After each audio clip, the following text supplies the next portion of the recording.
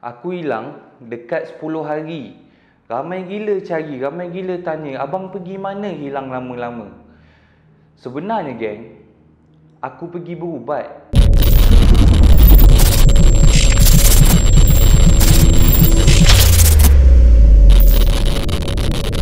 Allahumma salli ala Sayyidina Muhammad wa ala alihi wa sahbihi wa sallim.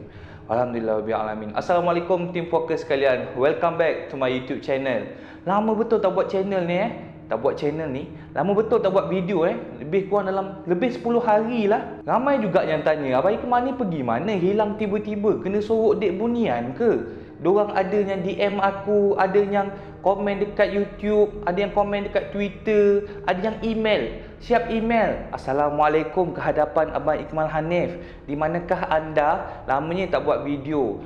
Gigih betul mencari aku. Sayang juga korang dekat aku tapi sebelum tu guys, mana yang belum subscribe, tolonglah subscribe. Share sekali dekat mak, dekat adik, dekat kakak, dekat tok wan, dekat nenda semua. Tolong subscribe channel saya.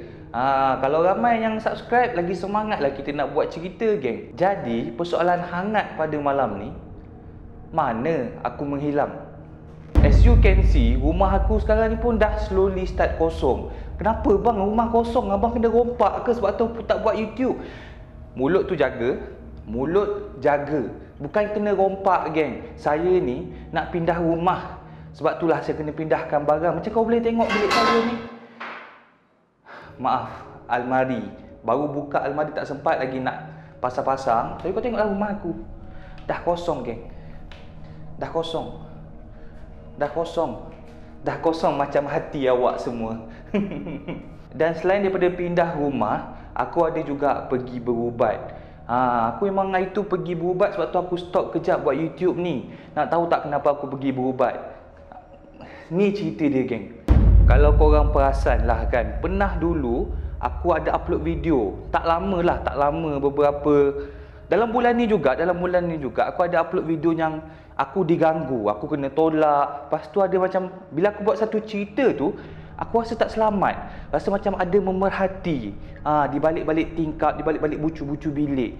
Jadi tak tahulah. Sejak pada kejadian tu, aku jadi macam berat nak cerita kisah seram ni. Setiap kali aku set up lampu, setiap kali aku set up kamera, aku tutup lampu, aku jadi malas. Jadi macam esoklah buat, tak ada mood lah hari ni. Penat lah hari ni. Kau faham tak? Ke memang sebab aku yang pemalas tapi tak. Malas dia rasa lain, rasa berat.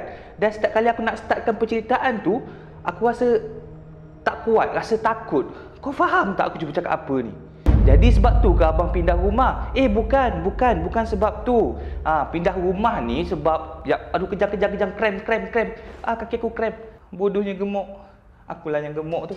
Aku pindah rumah sebab memang dah sampai waktu kontrak dia, di mana kena keluar rumah. Jap, kaki aku krem, sakit mak ai. Jadi nak tak nak kena pindah, kena keluar juga rumah.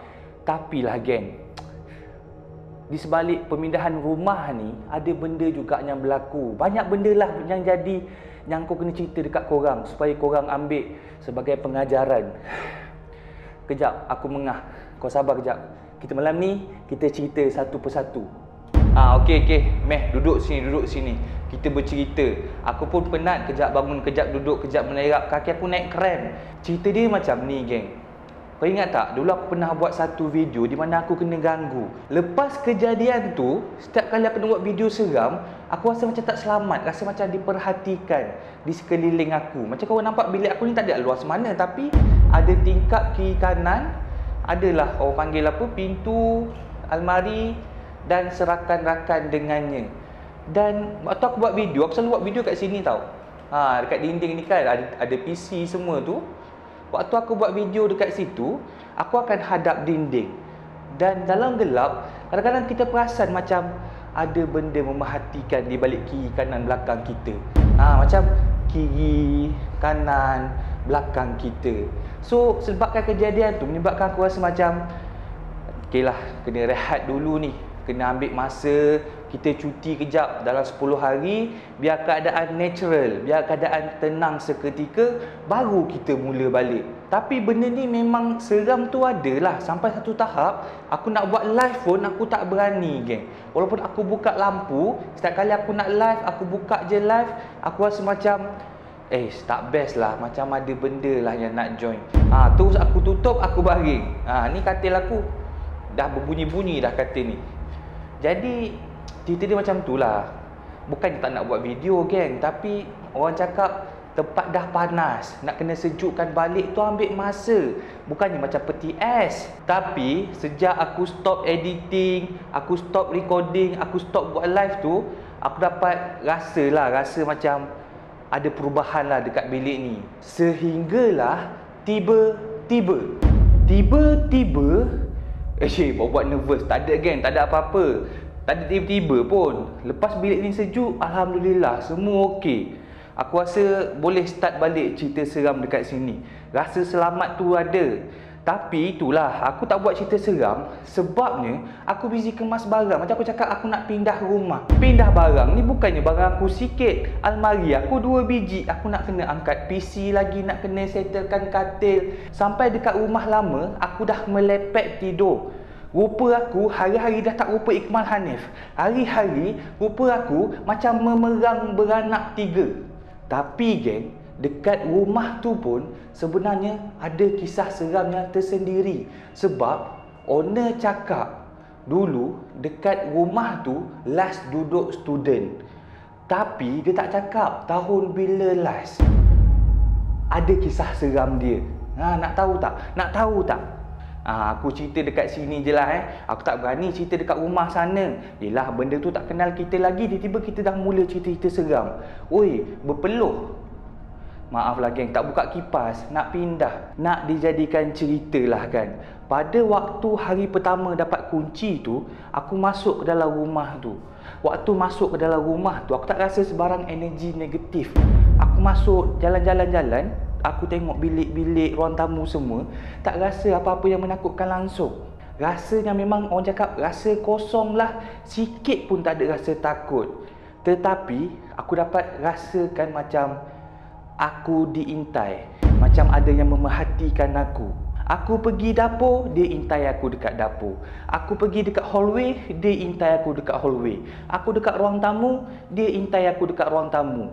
Memang benda ni mengekor je, geng. Tapi aku tak nampak lah benda apa. Yang aku nampak hanyalah imbasan. Imbasan warna hitam perempuan. Nak dijadikan cerita lah, pada satu hari aku ajaklah tunang aku dengan cousin dia, perempuan berdua. Kita ajak nak pergi cat rumah, nak repair apa yang boleh repair. So time tu hari weekend, geng. Kita pun pergilah ke rumah tersebut bertiga. Waktu tu kita memang cadang nak cat balkoni, nak cat dinding sikit. So kita orang uruskanlah apa yang belum settle. Sehinggalah waktu petang tersebut, di mana aku dah cakap dekat tunang aku, awak nanti saya nak pagar rumah ni ya. So lepas dia asar, aku settle solat semua, aku nak mulakan upacara memagar rumah tersebut. Waktu tu dekat ruang tamu, contoh ruang tamu macam ni lah. Nampak tak? Buat nampak je lah, geng. Nak pusing-pusing ni aku takut tangan aku terkehil. Contoh dekat satu ruang tamu, aku duduklah antara dua sujud dekat ruang tamu tu. Aku bacalah apa yang nak dibaca. Lepas baca, aku buatlah apa yang aku boleh buat kan.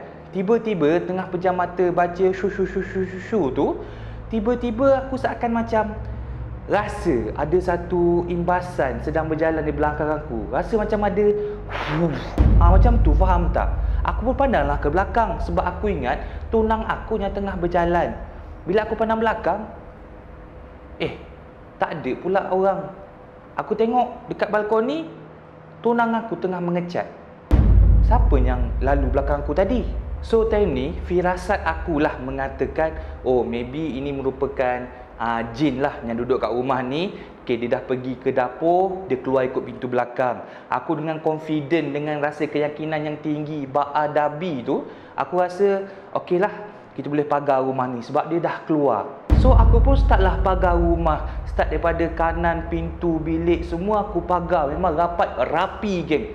Senang cakap, semut pun nak masuk tak boleh. Kemain riak. Tak baik, astagfirullahalazim. Sehinggalah Waktu tu aku nak balik ke rumah. Dah settle cat-cat semua. Aku nak balik rumah lah, tidur kat rumah ni kan. Waktu tu aku nak tutup pintu. Rumah aku dah tutup lampu semua, dah gelap gelita. Time tu pukul 8 malam. Aku nak tutup pintu tu, aku intai bahagian dalam, dekat dinding. Macam ada sesuatu sedang mengintai. Macam ini. Aku tercengang. Tapi aku buat bodoh, tutup pintu, kunci. Dalam hati aku fikir, ada lagi ke? Tadi aku dah buang kan? Dia dah pergi kan?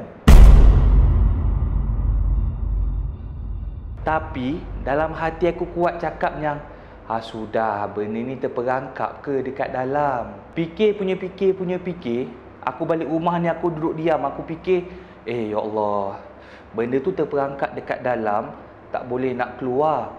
Aku dah pagar. Aku rasa cemas, tak tahu nak buat apa. Tapi aku cuba distract, aku buat tak tahu. Sebab aku rasa macam, aku risau, takut benda ni hanyalah perasaan aku semata-mata. Keesokan harinya, aku nak pindahkan barang sikit-sikit ke rumah sana. Aku pun angkatlah beberapa biji beg, pergi ke rumah sana macam biasa, sorang-sorang. Waktu tu tengah hari. Sampai je dekat rumah, aku terus letak barang dekat ruang tamu. Aku baring kejap dekat ruang tamu tu. Waktu aku baring tu, geng, aku baring hadap siling sambil main telefon. Tiba-tiba, aku rasa macam ada benda berdiri di dapur. Benda yang sama, perempuan hitam. Diri tegak je kat dapur. Tapi bila aku pandang, hilang. Hilang tak tahu ke mana.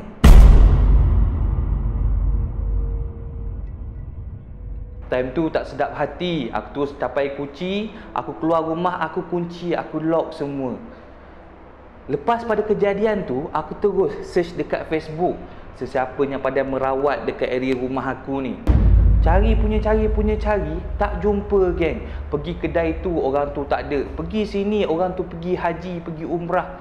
Last, aku pergi lepak makan dekat kedai roti canai. Nyambut canai tu memang pakcik-pakcik lah, orang lama.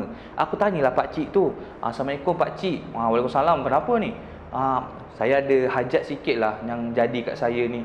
Saya nak tanya pakcik lah, pakcik kenal tak? Ada kawan pakcik ke yang pandai mengubat? Pakcik tu cakap, ada. Dengan syarat, engkau bagi nombor telefon kau dekat aku. Malam ni, aku telefon, engkau kena datang rumah aku. So aku tunggu dia telefon. Malam tu, pukul 10 malam, pakcik tu call, turut-turut aku angkat. Assalamualaikum pakcik. Waalaikumsalam. Datang. Dia ada ni depan rumah aku. Lepas tu aku pergilah naik kereta. Pergi. Aku mencari, geng. Mencari apa? Mencari jalan penyelesaian untuk settlekan apa yang belum settle ni. Macam mana? Macam ni. Wak call, dia suruh datang.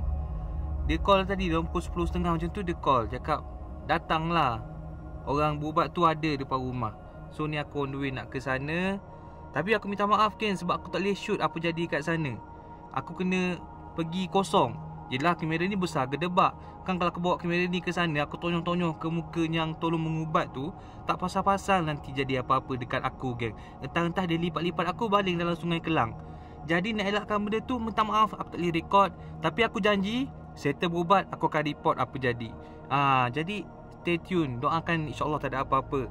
Bismillahirrahmanirrahim.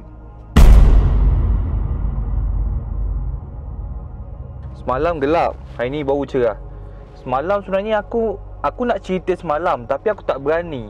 Aku rasa macam tak selamat. Yelah, dah malam, baru balik berubat. Lagi satu, macam benda lah jadi semalam. Terantuk pula. Kesian kau terantuk. Macam benda jadi semalam, geng. Dia berubat bukan setakat berubat rumah aku je. Dengan aku sekali dia berubat, kau tahu tak? Tapi berdasarkan apa yang kita cakap, yang aku cerita kat korang tu, benda tu betul lah. Apa yang ada kat rumah aku tu, benda tu wujud. Waktu cakap, dekat rumah tu ada mayang karin. Bukan mayang karin pelakon tu. Kalau yang tu dekat rumah aku tak halau. Aku suka, happy, senyum-senyum je aku. Cerita dia macam ni, geng. Aku pergi jumpa Wak tu. Wak tu bagi kursi, suruh duduk. Duduk engkau. Apa hajat engkau? Aku cakap lah, saya ni Wak, saya tersalah pagar. Saya pagar rumah saya, tapi saya rasa macam ada lagi benda tu dalam rumah saya, dia tak dapat keluar. Jadinya waktu dia scan, dia cakap ada ni, kat rumah kau ni ada mayang karin. Kau nak buat apa dengan dia? Aku cakap lah kat Wak tu, dia duduk dekat rumah aku tak payah sewa, kita halau lah. Tak adalah cakap macam tu, tapi situasi dia macam tu. Sebab aku tak naklah dia menumpang, tak naklah duduk dengan aku. Walaupun aku diduduk seorang, diduduk dengan aku, tak rasa bahagia pun aku. Takut. Tapi waktu tambah lagi lah, dia cakap sebabkan aku pagar rumah tu, 3 hari aku pagar rumah tu, geng. 3 hari dia tak makan. 3 hari dia macam, tak tahulah, meraung, menangis sebab tak makan. Kau bayangkan, engkau puasa setengah hari pun engkau dah menangis-nangis. Ini kan pula 3 hari, geng. So, aku sebut salah lah kat situ sebab aku dah menyakiti makhluk lain. Macam-macam benda jadilah kan. Tapi lah kan, kalau bab pagar rumah ni dah settle, itu tak payah fikir lama-lama. Semalam, aku lepak dulu dengan Wak tu sebelum balik. Dah settle dia pagar rumah aku semula. Aku stay dulu. Aku ajak Wak tu borak. Tiba-tiba Wak tu tanya, siapa nama mak kamu? Aku beritahu lah nama mak aku siapa. Dia tanya pula, siapa nama datuk kamu, asal mana? Wak tu macam fikir lama je. Dan tiba-tiba macam ada something yang tak termasuk di akal. Yang tak tahulah cerita macam mana, tapi benda tu memang buatkan aku rasa takut sampai sekarang. Dan waktu dia cakap dekat aku, kau tahu tak rumah kau berapa lama kosong? Aku cakap lah, tak tahu Wak, saya baru pindah. Waktu cakap, rumah kau tu dah 3 tahun kosong. 3 tahun, geng. Lama, geng, 3 tahun. Yelah, rumah tu untuk student. Tiba-tiba student kena ODL, kena belajar jarak jauh. Terus rumah tu kosong 3 tahun, guys. So, korang nak tengok tak studio baru aku macam mana? Tak siap lagi, tak cantik lagi, tapi aku tunjuk juga dekat korang. Macam ni, geng. So, here it is. Inilah studio baru aku.